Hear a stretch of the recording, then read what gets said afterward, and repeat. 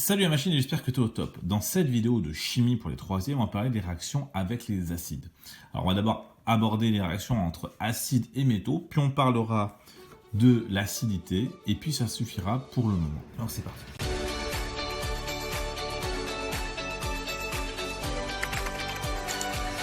Alors, en réaction avec les acides, eh bien, il y a une réaction qui est assez fameuse, c'est la réaction entre un acide et un métal. On peut faire l'expérience. On remarque donc que si on verse de l'acide sur une poudre de fer, donc c'est du fer en poudre, ça marche aussi avec du fer pas en poudre, mais ça prendra plus de temps, eh bien on a une solution qui va peu à peu se colorer, solution colorée, alors qu'à la base elle était incolore, et puis la formation d'un gaz qui s'échappe, qui fait des bulles et qui s'échappe. Alors, ce qu'on peut remarquer, la première chose, c'est que le fer va réagir avec l'acide H+, pour donner un gaz. Ça, c'est le premier constat. Ce qu'on va faire, c'est on va essayer d'identifier ce gaz. Alors, on a différents tests d'identification. Celui du dioxygène, donc il s'agit donc de mettre quelque chose qui est bien chauffé dans ce gaz, et si jamais ça s'enflamme, alors ça serait du dioxygène. Ça marche pas. On peut le faire avec de l'eau de chaux, on récupère ce gaz, on met dans de l'eau de chaux, et puis si ça donne un trouble à l'eau de chaux, eh bien ça devrait être du CO2. Ça ne marche pas non plus. Alors on a un autre test pour les gaz, c'est celui avec la flamme. Si le gaz détonne avec une flamme, alors c'est que ce gaz-là, c'est du dihydrogène. Alors la détonation n'est pas non plus quelque chose qui va vous casser les oreilles, surtout avec un tube à essai, mais ça fera un bon pouic. Okay. Un bon pouc. Alors si on en fait avec beaucoup plus, ça va faire un gros boom. La solution donc formée, elle aussi, elle a légèrement changé de couleur. On peut rajouter donc différentes espèces chimiques pour vérifier quelles espèces chimiques sont présentes. Vous vous souvenez des tests de reconnaissance des ions.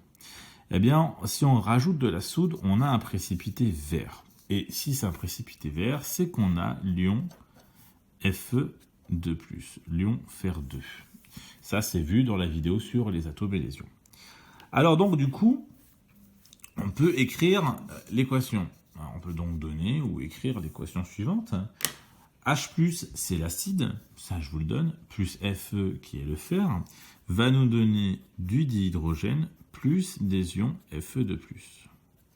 On va faire une petite modif pour que ça soit équilibré, comme on l'a vu en quatrième. Il doit y avoir autant d'atomes d'un côté et de l'autre, et les mêmes surtout. Donc là, maintenant, on a bien 2 hydrogènes, un fer à gauche, et 2 hydrogènes, un fer à droite. Ce qu'on peut dire, c'est que l'acide peut attaquer les métaux. Alors, il n'attaque pas tous les métaux, et heureusement. Mais il attaque tous les métaux qui sont dits non nobles. Et à chaque fois qu'il va attaquer un métal non noble, ça va donner l'ion correspondant. Si on attaque par exemple de l'aluminium, on aura des ions aluminium. Si on attaque du sodium, on aura l'ion sodium. Donc de façon générale, l'acide attaque les métaux non nobles pour donner les ions métalliques correspondants.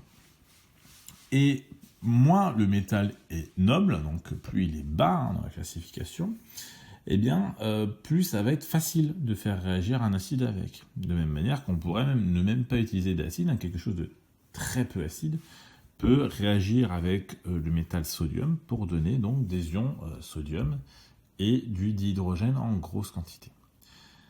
Et on a les métaux qui, eux, sont nobles. Ce sont ceux qui ne sont pas attaquables par l'acide. Et là, on va retrouver des métaux à des noms assez évocateurs de noblesse, comme l'or, l'argent, le platine, le titane et autres. Alors, cette acidité qui va attaquer les métaux, on arrive à la quantifier. On a déjà quelque chose qu'on a vu en cinquième, c'est le pH. Et bien ici, on sait qu'est-ce qui provoque l'acidité. C'est cet ion-là. L'acidité, donc du coup, c'est dû à la présence de l'ion H+. Plus il y en a, plus c'est acide. Okay, donc plus il y en a, plus c'est acide. Donc plus le pH est petit. De l'autre côté, l'alcalinité, qui est le contraire de l'acidité, qu'on pourrait appeler basicité, est due à la présence d'un autre ion, l'ion H-. Et là, de la même manière, plus il y en a, plus c'est basique,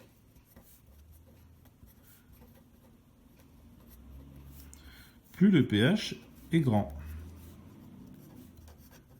Simple, basique pour le coup. Donc du coup, on peut se faire une petite échelle, voilà. Donc on a nos pH qui vont de 1 à 14, bon, ça démarre à 0, hein. Les acides à gauche, les basiques à droite, neutres, eh bien c'est quand on a entre les deux. Eh bien donc du coup, dans notre cas-là, eh bien on va avoir la présence de H+, qui est très grande ici, on a beaucoup de H+, puis là on en a plutôt peu. Tandis que de l'autre côté, pour le basique, eh bien, c'est ici qu'on va avoir un peu de HO- et autour de 14, beaucoup de HO-.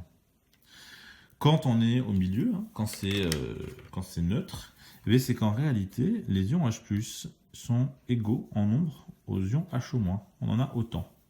On a un équilibre. Donc l'eau qu'on boit contient des ions H+, et des ions HO-, sauf qu'il y en a en quantité identique.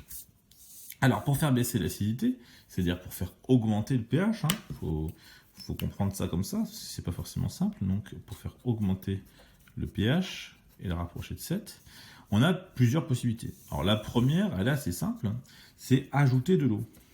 C'est ce qu'on appelle diluer. Néanmoins, il faut faire attention, parce que l'acide ne boit pas, ce qui peut provoquer donc beaucoup de chaleur. Donc ce qu'on fait, c'est qu'en général, on met l'acide dans l'eau. C'est trop risqué sinon. Alors après, il y a acide et acide, hein. Je parle d'un acide très très fort. Si vous prenez un acide comme le citron, ça devrait aller, ça ne va pas exploser. Vous avez pu faire l'expérience à la maison. L'autre moyen de faire baisser l'acidité, eh bien, c'est de faire réagir chimiquement H+. Donc c'est le cas par exemple avec du bicarbonate. Celui-ci va faire réagir H+, pour donner par exemple du dihydrogène, hein, ou d'autres choses, hein, comme de l'eau, etc. Et donc du coup, H+ étant moins nombreux, puisqu'il a réagi, hein, c'est un réactif, eh bien on va se rapprocher d'un pH neutre, puisqu'il y en aura de moins en moins, donc on va se rapprocher d'ici. Alors il y a aussi une possibilité de réaction entre HO- et H+, à condition qu'ils soient en grand nombre, hein, bien sûr, parce que sinon ça ne marche pas, puisque dans l'eau, il y a toujours des H+, et des HO-, et ça ne fait pas de réaction chimique en permanence. Alors, HO- et H+, peuvent réagir, c'est assez simple comme équation, HO- plus H+ donne H2O. Si on compte, eh bien, il y a bien 2 hydrogènes et un oxygène. Le seul problème, c'est que cette réaction-là dégage beaucoup de chaleur, et donc du coup, est potentiellement explosive. Voilà, potentiellement.